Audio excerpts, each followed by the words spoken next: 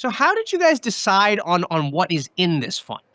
Yeah, great questions. We always start with the customer. So we talked to our customer and we said, what do you want? And for them, they felt that they were being left out of some of these best-in-class frontier technology names of late-stage growth. So we set about for our first fund to try to get access to some of these names, and we're super excited that for the first portfolio, we already contributed 8 fantastic names, some of which you mentioned, and now we've raised more capital to continue to invest. Okay. And I am curious about the 8 names. I mean, so look, I mean, you have Aura in there. Maybe you could have gone with a company like Whoop. I'm thinking about the wearable space. You have Databricks. Maybe there's another company. How did you decide on the 8? Yeah, great question. So we underwrite each investment and we look for a couple things. Do we believe this is a technology leader in their space? We want to be in the winners over the long term. Second, we look at the long-term IRRs. What do we believe they can do over multiple years? And then we also listen to our customers. We understand what kind of names they're interested in. And when we talk to them, they look at AI names, names that are consumer branded, names that they think are leaders in the category. So it's a little bit of tops down. What are we hearing from customers? What do we think is interesting? Then we bottoms up underwrite each name. Okay. So in other words, it's actually then managed like a venture fund in terms of you have investors that are choosing one company over the other strategically. Oh, 100%. Yeah. So we brought in-house a seasoned portfolio manager. Her name is Sarah Pinto. She was previously a growth investor in Silicon Valley and had invested in many of these great names. And so she's built out an investment team, and we are actively going out and sourcing and talking to companies and underwriting them, and then choosing which names we think are the best fit for the customer and in the portfolio. Okay. And then, so mechanically, then when these companies do go public, if they do go public, then what happens to the weightings of the fund and how do those returns come back to the investors then? Yeah, great question. So the beauty of a closed-end fund is you can buy them when they're private, you can buy the IPO, and you can actually hold or buy more of them when they're public. So even when they go public, we'll continue to underwrite them. If we choose to sell the investment, we then take the realized gains and 90% of it gets distributed to the shareholders and back to customers. And so the beauty of the fund is also they get great tax advantage. And so the fund itself doesn't get taxed and the customer doesn't pay the double taxation. So big picture, if a company goes public and we choose to sell, we distribute most of the gains out to customers and then they can choose to do what they would like with it.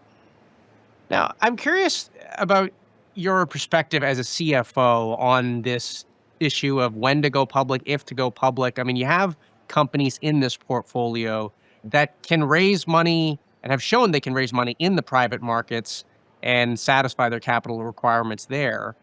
And look, it depends. You have to be a best in class company to do that if you need to get the capital that you can get. But is there still value in going public today, do you think? I'm asking you as a CFO, Mhm. if you could just get the money in the private markets for some of these top names. Great question. We believe that every company, in particular the best-in-class companies, should be public for a few reasons. One, the U.S. public equities market is the deepest pool of capital in the world. So while yes, many of these companies can raise private capital, that only goes so far. The public markets is 10 to 100 times larger. And on top of that, for the category of companies that are even one tier below, they might not have access to these same pools of capital. So we think everybody should be public. I also think that it brings discipline. You asked me what I believe is my CFO hat. We build for the long term. We said we don't make decisions on a quarterly basis, but being in the public eye, it forces you to prioritize, it forces you to be disciplined, and it brings you to be more mature. And so in order to access bigger pools of capital and understand what it means to be public and the discipline it brings, I actually think it's a great thing for many of these companies to go public. And then lastly, I'll add, it does bring a new base. So retail is 25% of the US equities public markets today. And so going public also allows some of these best-in-class companies to share the gains with their underlying retail consumer as well. Now, how do you square that then with the way that IPOs as of late have fared? I mean, Mhm. you look at some of the new issuances, not every tech company has done as well as they would have hoped, I think, out of the gate. And, we've got this market volatility. I mean, how do you then square that with, I don't even want to deal with the volatility. Maybe it's better just to be private. Yeah, it's a great question. In the short term, you do have to deal with the volatility, and 100% acknowledge that.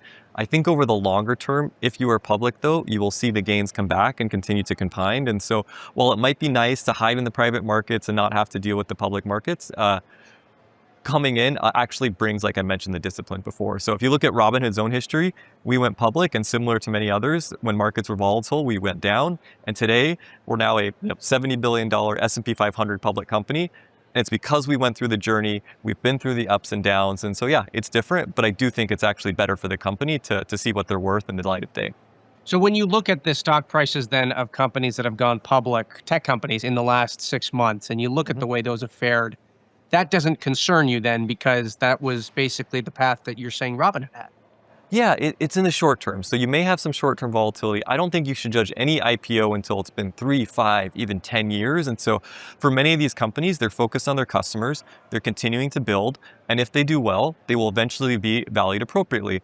If there's volatility in the short term, that's the nature of public markets. There's always someone who wants to buy and always someone who wants to sell. But if I were them, the same thing that happened to Robinhood, I would focus on the customer, I'd focus on the long term, and then I look out 3, 5 years and then see how they did. Right. I want to ask you about prediction markets, which is another exciting area that Robinhood is wading deeper into.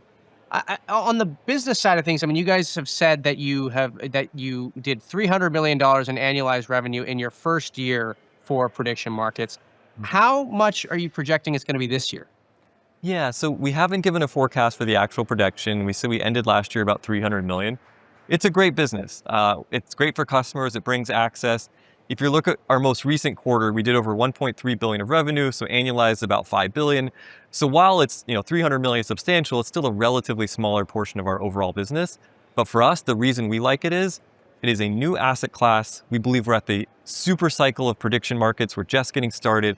And most importantly, we're giving customers what they want and access to this brand new emerging asset class. What percent of your overall revenue do you think prediction markets could be? We usually don't forecast that out. Again, like what I said, it's a relatively small portion of today. I don't mind if a larger portion is equities trading or options trading or from net interest revenue. For us, and again, it sounds like a brokered record, if you really focus on the customer, if you focus on the inputs and build great products, then the outputs of revenue will take care of themselves. And so prediction markets is great. And if it chooses to be a larger portion over time, fantastic. With crypto, right now, there's a lot of volatility in the market. We still are building. We think it's great. It's about 18% of our revenue, so relatively small in the overall portion, but big picture things will cycle over time. Sometimes it'll be brokerage, sometimes it'll be crypto, sometimes it'll be prediction markets. We've also said we've been diversifying, so we have 11 business lines that do over 100 million of ARR today. And so as you keep building more and more of these products, again, you take care of the customers, and then you'll see it in the outputs of revenue. You have 11 businesses doing 100 million. What's going to be the 12th? So we said on our last earnings call, there's 2 that are getting really close. Robinhood Legend, which is our web product, and the Robinhood Gold card, the first credit card we launched. We actually just announced a Platinum card a few days ago to our new 2 events. So between the GMs internally, we have some competition to who's going to get there first, but I think Robinhood Legend and the Robinhood Gold card are the next up in line. Now, we had Steve Quirk, your chief brokerage officer, on the show a couple months ago, and we were talking about prediction markets. And I asked him about insider trading and some of the concerns that were coming to light in the industry. And the point that he made is that, look, we've been monitoring stuff like this in stock trading and crypto trading, et cetera. We've been doing this for a long time. And so that's sort of what sets Robinhood up for success. With prediction markets, have you guys caught anyone insider trading? Have you flagged anything? Our teams are always monitoring everything. I think the main thing that Steve Quirk said, which is right, we take legal and compliance incredibly seriously. We know how to be regulated. We believe it's a moat. And so I love the asset class in the industry. And I think the best thing to help it grow is to do things the right way, to do it with integrity, whether it's what you list or monitoring insider trading. And so while the asset class is emerging, we do think that structure is important. So 100% agree. And that's how we build all of our products. But have you caught anyone? I don't know if we've shared anything publicly, but just in general, the way we do it is we monitor it, we KYC, we have AML on these folks, we have listing committees looking at the types of contracts. And so the same way we would do any other product, we use our technology plus our in-house team to make sure we're monitoring it. And if we do flag anything, we'll always make sure to do it appropriately. But for us, we think it is important for the industry to be regulated, and we believe that's actually one of our strengths. Now, coming back to your CFO role, how fast is the company planning to grow headcount this year in 2026? Yeah, so I said on our most recent earnings call that we expect to go overall expenses by about 18%, and we expect to be profitable growth, meaning growing revenue faster than expenses. On headcount, we usually say we grow in kind of the mid-single digits, kind of in that area. And so the beauty of being a technology company is you don't need to add a lot of headcount. you can continue to build with software developers, you continue to use AI and automation, and you can take those cost savings and pass them on to customers in terms of great value. And on the AI piece, are you stripping out any of that enterprise software that people are saying you can do if you're using AI?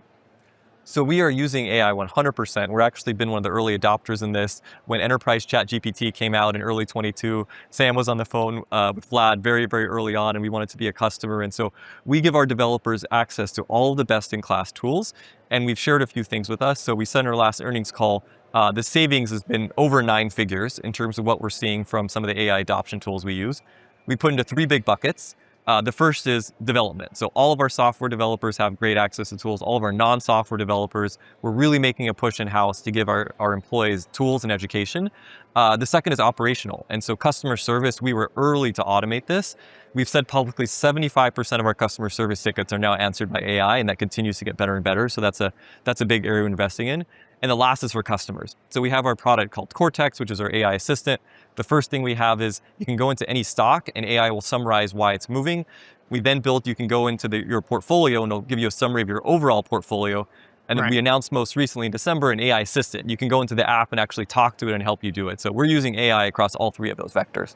But and maybe this is a good place to leave this. I do want to get your view on the AI eating SaaS, killing SaaS, replacing SaaS. I mean, you are in charge of signing off on these contracts at the end of the day. Yeah. Do you think I mean, you can't really just take out an entire Salesforce function, can you? What's your view on it? I think it's a little bit overblown, to be honest. I think there are tools that are still very valuable. Tools of record, as you mentioned, whether it's something like Workday or something internally that tracks things, there's always a matter of prioritization. So when we look at our engineers, I'd rather have them focus on customer-facing products rather than trying to rebuild other enterprise SaaS companies that we use. It doesn't mean that it won't be that way forever. We're always talking to new companies. We're looking what's out there. But I think a lot of the companies that have built these great products and moats, we're going to continue to use them. And then we're going to focus our developers using AI tools to build even more and more for customers. And so that's what we're seeing thus far.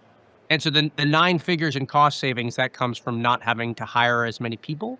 Yes, that's the main thing. And so if you look at our volumes from last year, volumes grew 40 to 50%, but headcount, as I mentioned, grew in the mid-single digits. And so the counterfactual is you would have had to hire a lot more people to build it. We're actually just taking those savings and reinvesting in the business. So people ask, hey, how does Robinhood ship so fast?